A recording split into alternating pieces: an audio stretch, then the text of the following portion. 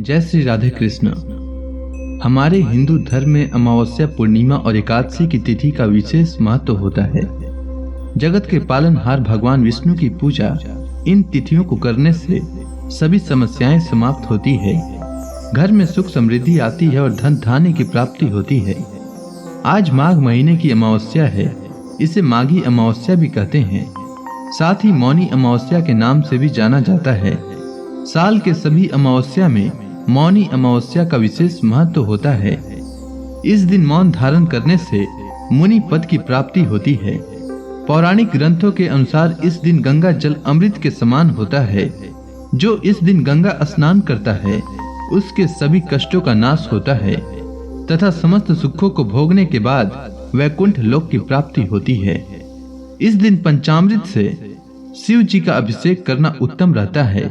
साथ ही 1008 बार महामृत्युंजय मंत्र का जाप करें। ऐसा करने से सौभाग्य में वृद्धि होती है और जीवन के आर्थिक संकट दूर होते हैं। मौनी अमावस्या के दिन मौनी अमावस्या की कथा अवश्य सुननी चाहिए, साथ ही दूसरों को भी सुनानी चाहिए। इससे भगवान विष्णु अति प्रसन्न होते हैं। तो आइए सुनते हैं मौनी अमावस्या की कथा। कांचनपुरी में एक ब्राह्मण रहता था। उसका नाम देव स्वामी तथा उसकी पत्नी का नाम धनवती था। उनके 7 पुत्र तथा एक पुत्री थी। पुत्री का नाम गुणवती था। ब्राह्मण ने 7 पुत्रों का विवाह करके बेटी के लिए वर खोजने अपने सबसे बड़े पुत्र को भेजा। उसी दौरान किसी पंडित ने पुत्री की जन्म कुंडली देखी और बताया, सप्तपदी होते होते यह कन्या विधवा हो जाएगी। तब उस ब्राह्मण ने पंडित से पूछा, पुत्री के इस वैधव्य दोष का निवारण कैसे होगा? पंडित ने कहा, सोमा का पूजन करने से वैधव्य दोष दूर होगा। फिर सोमा का परिचय देते हुए उसने बताया, वह एक धोबिन है। उसका निवास स्थान सिंघल द्वीप है। उसे जैसे तैसे प्रसन्न करो और गुणवती के विवाह से पूर्व उसे यहाँ बुला लो। तब देव स्वामी का सबसे छोटा लड़का बहन को अपने साथ लेकर सिंहल द्वीप जाने के लिए सागर तट पर चला गया। सागर पार करने की चिंता में दोनों एक वृक्ष की छाया में बैठ गए। उस पेड़ पर एक घोंसले में गिद्ध का परिवार रहता था। उस समय घोंसले में सभी गिद्ध के बच्चे थे। गिद्ध के बच्चे भाई बहन के क्रियाकलापों को देख रहे थे। सायं काल के समय उन बच्चों की माँ आई तो उन्होंने भोजन नहीं किया।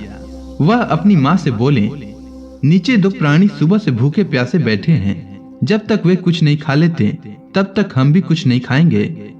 तब दया और ममता के वशीभूत गिद्ध माता उनके पास आई और बोली, मैंने आपकी इच्छाओं को जान लिया है। इस वन में जो भी फल फूल कंद मूल मिलेगा मैं ले आती हूँ। आप भोजन कर लीजिए। मैं प्रातः काल आपको सागर पार कराकर सिंहल द्वीप की सीमा के पास पहुँचा दूंगी। इसके बाद वे दोनों भाई बहन गिद्ध माता की सहायता से सोमा के यहाँ जा पहुँचे। वे नित्य प्रातः उठकर सोमा का घर झाड़ कर लिप देते थे। एक दिन सोमा ने अपनी बहुओं से पूछा, हमारा घर कौन बुहारता है, कौन लिपता पोतता है? सब ने कहा, हमारे सिवाय और कौन बाहर से इस काम को करने के लिए आएगा?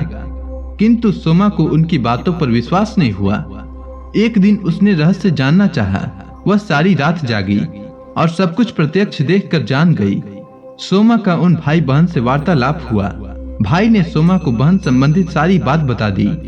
सोमा ने उनकी श्रम साधना तथा सेवा से प्रसन्न होकर उचित समय पर उनके घर पहुंचने का वचन देकर कन्या के वैधव्य दोष निवारण का आश्वासन दे दिया। मगर भाई ने उससे अपने साथ चलने का आग्रह किया। आग्रह करने पर सोमा उनके साथ चल दी। चलते समय सोमा ने बहुओं से कहा, मेरी अनुपस्थिति में यदि किसी का देहांत हो जाए तो उसके शरीर को नष्ट मत करना, मेरा इंतजार करना। और फिर सोमा भाई बहन के साथ कांचीपुरी पहुंच गई। दूसरे दिन गुणवती के विवाह का कार्यक्रम तय हो गया। सप्तपदी होते ही उसका पति मर गया। सोमा ने तुरंत अपने संचित पुण्यों का फल गुणवती को प्रदान कर दिया। तुरंत ही उसका पति जीवित हो उठा। सोमा उन्हें आशीर्वाद देकर अपने घर चली गई। उधर गुणवती को पुण्य फल देने से सोमा के पुत्र जामाता तथा पति की मृत्यु हो गई। सोमा ने पुण्य फल संचित करने के लिए मार्ग में पीपल वृक्ष की छाया में विष्णु जी का पूजन करके 108 बार परिक्रमा की।